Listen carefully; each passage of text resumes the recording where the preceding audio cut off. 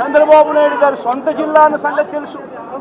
సొంత చంద్రబాబు నాయుడు గారి ప్రతి సంవత్సరం ఈ వైకుంఠ ఏకాదశి నాడున ఎన్ని లక్షల మంది జనాభాలు వస్తారన్న సంగతి తనకు తెలిసి ఉన్నా కూడా తన ప్రోగ్రాం 6వ తారీఖు 7వ తారీఖు 8వ తారీఖు తన ప్రోగ్రాం పెట్టుకొని ప్రత్యామ్నాయ అరేంజ్మెంట్ తాను చేయకుండా పోలీసులు మొత్తం తన అరేంజ్మెంట్ల కోసం తను పిలిపించుకొని ఇక్కడ గాలికి వదిలేసిన పరిస్థితుల మధ్య ఈ ఘటన చోటు చేసుకోవడం జరిగింది.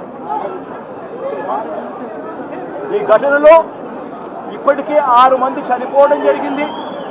హాస్పిటల్లో ఉన్న వాళ్ళను అందరినీ కూడా పరామర్శిస్తే దేవుని దయ వల్ల ఇప్పుడు హాస్పిటల్లో ఉన్న వాళ్ళు అయితే మాత్రం మరి సీరియస్గా చనిపోయేంత పరిస్థితిలో ఉన్న వాళ్ళు ఎవరూ లేరు అన్నది తెలుసుకోవడం కాస్త సంతోషం.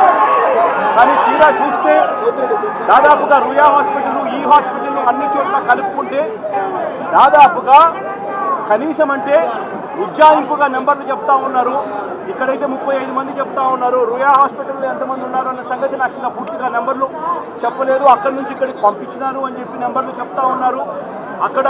ఇక్కడ 2 చనిపోయినారు, రుయా హాస్పిటల్లో 4 చనిపోయినారు అన్న ఇన్ఫర్మేషన్ ఉంది. దాదాపుగా ఉజ్జాయింపుగా 50-60 మంది తొక్కిసలాటలో గాయాలై ఉన్న పరిస్థితుల మధ్య పేషెంట్గా అనిపిస్తూ ఉన్నారు.